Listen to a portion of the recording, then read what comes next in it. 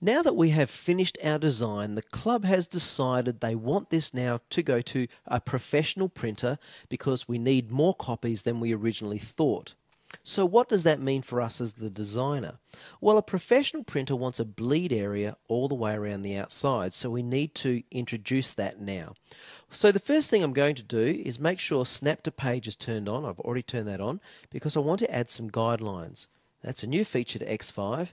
And look how easy that makes it to simply snap some guidelines to my page border. Well, the next thing we need to do is increase the size of the background image. So finger on Control, select Background, Mesh Fill and the tree because we want it all to resize proportionately. Make sure the little lock is on because I'm only going to adjust the vertical height. Now I'm going to add an extra amount of bleed of 3mm top and bottom because most printers want between 3 and 5mm. So make sure you call your printer and ask. So I'm going to type in 86. And of course that resizes proportionately all the way around. Now the advantage of this is if we go to Print and Pre-Press, turn on the crop fold marks. I'll go to Print Preview so that you can see this. Where the page border is underneath, it automatically adds crop marks so our printer knows where to guillotine away the edges, and that's all there is to it. Okay, I'm just going to cancel that. So remember, you can turn those on, and when you create a soft proof or a PDF, you can also turn on crop marks there as well. Now, because we're going to utilize our design for other purposes as well, I just want to make sure it's proportional. So I'm going to crop away the edges. So selecting my crop tool, and I think we'll type in the numbers, 256, now allowing for that extra 3mm on either side, by 86, and of course, center of our page, 125 by 40, hit enter, and then just simply double click.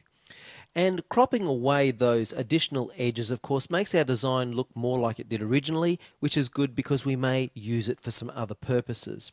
Well, I just need to adjust the text because the background moved. Now, I can't see the line that was used to place the text on, so up to View, Simple Wireframe Mode, and that allows you to see the basic elements, even though in this case there was no color to that line. In Simple Wireframe Mode, you can easily see the basic elements of everything, and I go here all the time. See a couple of quick movements and we are there. Of course, what we need to do now is simply shift the text along. Now, I've shown you how to do that before, so I'll go ahead and just quickly edit that. And that looks better. So now I'm going to come up to Window, Dockers, and we're going to look at color proof settings for our professional print. The advantage in color proofing is you can see any potential areas of problem before going to print. Well, the first thing you need to do is ring your printer and find out what color profile or what environment do they work within. And in the US, most likely it will be US web coated. If we were going to print to our local printer off our computer, we might run with sRGB. It's a good option to try if you're not happy with your results. So I'll select US web coated, turn on proof colors, and instantly we can see all the greens are out of gamut. I'll turn that on and you can see that the greens are outside of the printability of this color profile. So they're being shifted to a darker green. Well, the first thing that stands out is the shadow is way too dark. This is the advantage of simulating an environment. So we can make changes. Go back to the Object Manager, select the shadow, and I think what I'll do is I'll just apply a little bit more transparency, and there we go, that does look a lot better. Or we could have gone back to Photo Paint. Well, of course, you would adjust your image however you feel you need to, and once you're happy, you would then create a soft proof. So we'll click Soft Proof, and I'm going to go with the PDF option, so we'll click Export, and under the tabs, make sure you connect with your printer as to what version of Acrobat they have. Under the Color tab, make sure the embedded profile is selected, and it will be by default because we've come from the Color Proof Settings Docker. And under the Objects tab, you might want to adjust your JPEG quality because it's only a proof. We don't need a high quality JPEG here. And Export all text as curves is a good option to have on. You don't have to send off the fonts that way. Well, let's click OK and open the PDF. And what an absolutely brilliant representation it is of our actual design. You see, the advantage of this, of course, is we send it off to the printer, and both the printer knows what you're expecting, but also you know what you should be expecting. That's the advantage of color proofing. So we'll just close that down. And of course, once the proof has been approved by everybody, we would want to send all of this off to the printer. So File, Collect for Output, and we'll run with the automatically gather all associated files. This is where we'll choose the quality of the PDF, and of course we want a pre-press version, which is high quality. If they use CorelDRAW, your printer, include the CDR file. Definitely include all of the used fonts. And of course the profiles, the color profiles we have been working with, we want to include those so the printer sees what we have been seeing. We'll place all of this into a zip folder, click Next, and then we can send that resulting zip file off to the printer, and we feel safe knowing they have everything that we have used to create our design. Okay, we've sent everything off to the printer. What about creating a banner that we can put on the window of the club we're doing the design for? Well, a great way to do this is come to Print, and we'll go straight to Print Preview, and I'm going to come up to Print Options.